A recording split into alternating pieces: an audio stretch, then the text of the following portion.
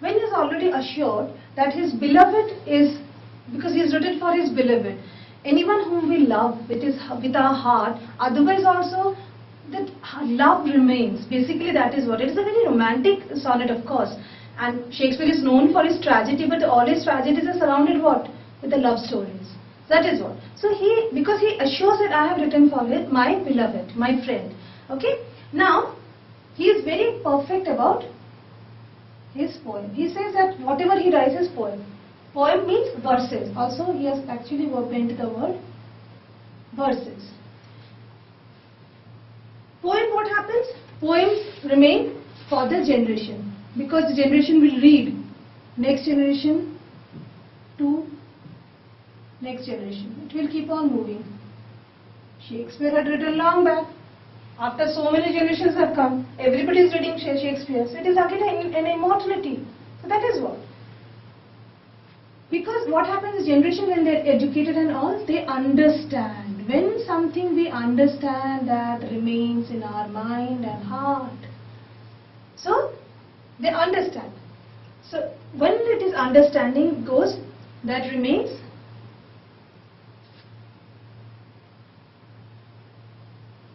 In heart. Our mind and brain support all the heart.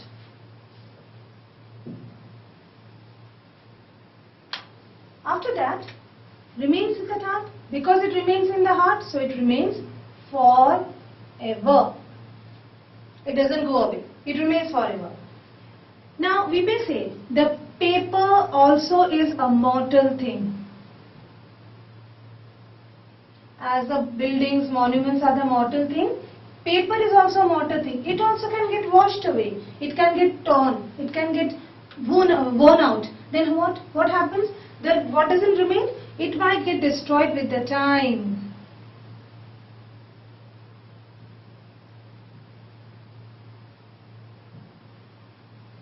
But what remains? The remains in the heart is destroyed in the time, but what remains? The living record. Understanding and the living record of memory. This remains. Paper might get destroyed, but monuments, what happen? People forget. When it is not before your eyes, you forget it. So like that it is. So many things have got destroyed and we have just forgotten them. We have just washed them away from our mind. Now finally what happens? The final judgment day will come. There will be a judgment day. Final judgment here means of God. Who sets the final judgment?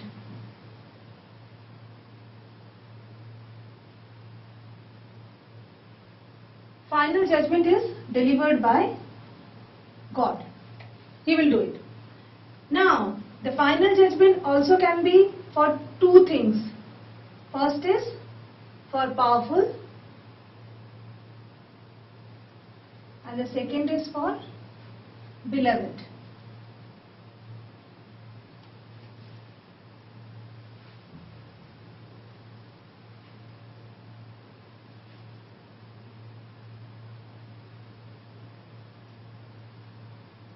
Because in this point, poet has actually categorized the whole generation to be under two things. One is powerful, the other one is beloved. Now in beloved what happens? They all get united again. Though in this mortal world there is a clear segmentation. Powerful people, common man. So powerful people ultimately will be again united with the beloved with what? That is the death. This is the most important thing in our life. This is the only truth that everybody has to remember. Comes whatsoever may be, everybody has to die. A powerful will also die, a beloved will also die, a common will die, and a poor man will also die. So death. So death is what? It is known as the second world. One world that we all see. Everybody has to step into second world. Okay. So, like if we go like this, we move into the second world. And it is also known as to be the unknown, oblivious.